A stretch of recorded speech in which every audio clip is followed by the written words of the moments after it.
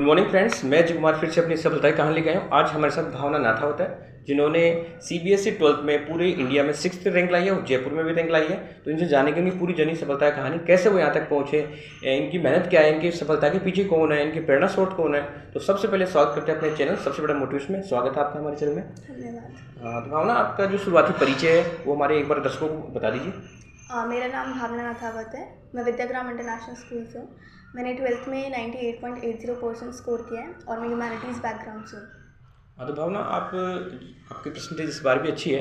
तो 10th में आपकी कितनी परसेंटेज थी? 10th में मेरे 95.80%। 95 थी। और 11th में जो आपने सब्जेक्ट चुना है वो कौन कौन से थे आपके? मेरे पास history, geography, political science, fine arts और इंग्लिश। तो भावना, जैसे काफ़ी स्टूडेंट वगैरह होते हैं तो जो जैसे साइंस स्ट्रीम में जाता है, कोई नीट में जाता है, आईआईटी में जाता है, तो आपने आर्ट्स के जो सब्जेक्ट है वो कैसे चुने? मेरा मोटिवेशन था कि मेरे को आईएएस ऑफिसर बनना, तो उसमें ये सब्जेक्ट मुझे एक्स्ट्रा एड्स देते, तो मैंने ह्यूमैनिटीज स्ट्रीम चूज़ किया और मेरा इंटरेस्ट भी था।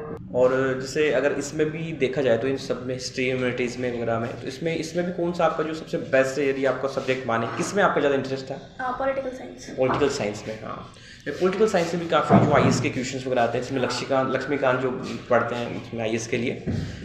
तो भावना, हमें ये बताइए कि जैसे जो आपके टीचर्स थे, उन्होंने आपको स्टडी करवाया, तो टीचर्स का कितना अहम रोल हो जाता है स्टडी को लेके या टेस्ट को लेके? हाँ, टीचर्स का बहुत सपोर्ट था। सारे कॉन्सेप्ट्स वगैरह वो क्लियर करते थे, डाउट्स वगैरह सॉल्व करते थे। तो इसके लिए आपने कोई जैसे प्राइवेट कोचिंग वगैरह, कोई ट्यूशन वगैरह ली है या सेल्फ स्टडी किया? मैंने ज़्यादातर तो सेल्फ स्टडी की है और ऑनलाइन सोर्सेज से मैंने बहुत ज़्यादा हेल्प ली थी। ऑनलाइन सोर्स से आपने हेल्प ली। और कहा जाता है कि जैसे कोई कंपटीशन एग्जाम होता है तो उसमें क्या ओमार का ज़्यादा इंपॉर्टेंस रहता है, लेकिन बट एजुकेशन में क्या है कि राइटिंग का थोड़ा सा इंपॉर्टेंट रहता है। तो राइटिंग हैबिट्स, जो लंबे लंबे आंसर है, लॉन्ग आंसर, उनकी प्रैक्टिस कैसे करते थे आप? जैसे कि आंसर राइटिंग बहुत इंपॉर्टेंट होती है ह्यूमैनिटीज़ में तो बहुत ज़्यादा। तो आंसर को प्रेजेंटेशन आनी चाहिए हमें, मतलब किस तरीके से हम आंसर को प्रेजेंट कर रहे हैं, फ्लो चार्ट्स वगैरह बना के या फिर पॉइंटर्स में लिख के। तो मैंने स्टार्टिंग से प्रैक्टिस करी थी। और इसमें जो प्रीवियस पेपर्स आते हैं तो उनका कितना अहम रोल हो जाता है? हाँ, क्योंकि ज़्यादातर क्वेश्चंस बोर्ड्स में रिपीट होते हैं, तो पीवाईक्यूज करेंगे तो हमको एक एज मिलती है, हमको पता रहता है कि कौन से टाइप के क्वेश्चंस कौन से पार्ट चैप्टर का इंपॉर्टेंट है, तो हेल्प होती है। और जो आजकल की जो एनसीईआरटी की बुक्स आ रही हैं तो सब कहते हैं कि एनसीईआरटी काफ़ी है इसके लिए। हाँ। बट इसके अलावा जैसे यूट्यूब है, एनसीईआरटी, इसके अलावा कोई ऑथेंटिक बुक्स आपने परचेज की है या स्टडी? नहीं, एनसीईआरटी इनफ होती है। एनसीईआरटी इनफ होती है। तो जब आपको पता चला कि आपके 98.80 मार्क्स आए हैं तो किसने बताया, किसने पोल किया, या आपने खुद रिजल्ट देखा, कैसे हुआ ये? नहीं, रिजल्ट तो खुद ही देखा था। बहुत खुशी हुई थी जान के। आपको बहुत खुशी हुई थी? आपको विश्वास था इतनी बना लेंगे?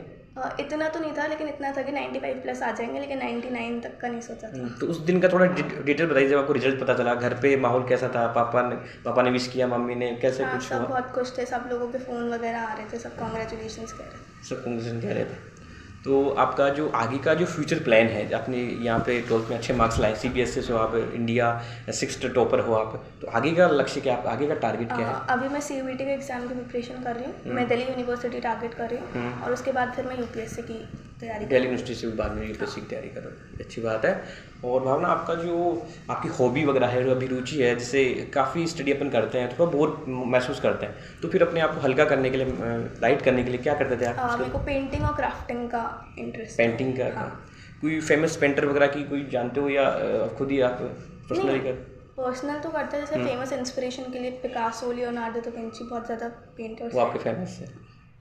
और भावना, कोई ऐसी जगह जहाँ पे आप जाना चाहते हो, आपका कोई ड्रीम प्लेस हो या घूमने की वगैरह कोई जगह, या आप सोच रखा है कि मुझे वहाँ जाना है, ऐसा कुछ कोई जगह है आपके लिए? ऐसा तो कोई ऐसा तो नहीं, कोई बात नहीं। और आपकी यदि आइडियल की बात की जाए कि आपको सबसे ज़्यादा इंस्पिरेशन किससे मिलती है, जैसे कभी कभी लाइफ में अप डाउन से चलते रहते हैं, हाँ। तो उस समय आप अपने आप को मजबूत रखना, अपने आप को बनाए रखना काफ़ी इंपॉर्टेंट होता है, तो ऐसा कोई है जिसका आपको इंस्पिरेशन मिलती हो, प्रेरणा मिलती हो आपसे? मेरे बड़े पापा संग्राम सिंह जी नाथावत, उनका मुझे हमेशा सपोर्ट रहता है और वो मेरा आइडियल है। वो मुझे हर स्टेप पे गाइडेंस वगैरह सब वही करते हैं। तो उनकी ऐसी कौन सी बातें हैं जो आपके जीवन के लिए, आगे के लिए भी इम्पोर्टेंट रहेगी, या आपको ज़्यादा उनसे मतलब मोटिवेशन मिलता है? उनकी जो क्वालिफिकेशंस है वो बहुत ज़्यादा अच्छी है, उनकी स्किल्स बहुत अच्छी है, उनकी कम्युनिकेशन स्किल, लीडरशिप वगैरह, वो सब मेरे लिए आइडियल सोर्स है इंस्पिरेशन के लिए। और सभी जैसे बच्चों का अपने माता पिता के लिए कुछ सपना होता है कि मेरे पापा के लिए करूँगा, मम्मी के लिए करूँगा, तो भी माता पिता के लिए आप क्या करना चाहते हो कि उनके लिए उनकी जो एफर्ट्स है, उनकी जो सुविधाएं हैं, उनके लिए क्या करना चाहते हो माता पिता के लिए? मेरे पेरेंट्स का यही सपना है कि मैं IAS बन जाऊँ, तो सबका नाम रोशन वगैरह होगा उसके बाद।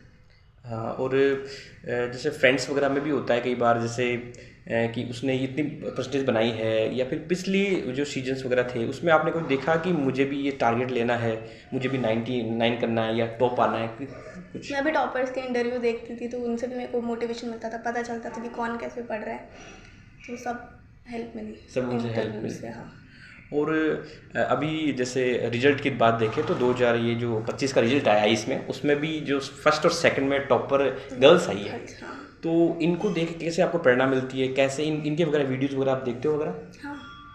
इनके सारे वीडियोज़ देखते हो आप? इसमें शायद दिव्यांशु शेखावत। हाँ, दीपांशु शेखावत है, और भी है 2 गर्ल्स आई है, और थर्ड में एक बॉयज़ है, हाँ। जो लगभग सर इंटरव्यूज़ के बाद में उसने कोई फर्स्ट रैंक लाई है, ऐसा कुछ है।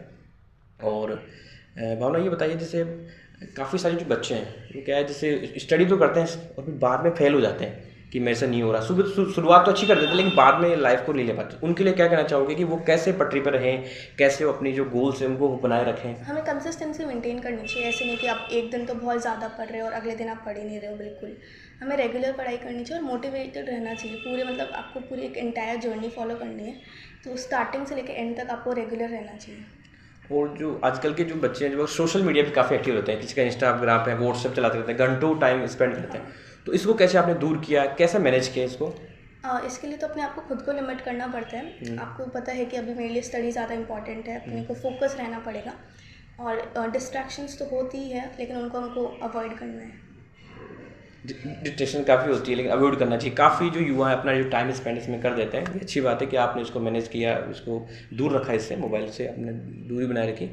और काफ़ी सारे जो युवा हैं, जो अभी भी बोर्ड आने वाला है, जो 2026 का भी आने वाला है, तो उनको कैसे CBSE हो चाहे RBSE हो, तो वो कैसे अपनी पढ़ाई को प्रिपेयर कर सकते हैं, कैसे जो प्रीवियस पेपर है, टीचिंग है, उनको कैसे हेल्प ले सकते हैं? मैं कहूँगी कि हमें रेगुलर रहना है, स्टार्टिंग से स्टार्ट कर देना, वेट नहीं करना कि कब सेशन स्टार्ट होगा। सिलेबस हमें जल्दी कंप्लीट करना चाहिए ताकि बाद में रिवीजन के लिए इनफ टाइम हो।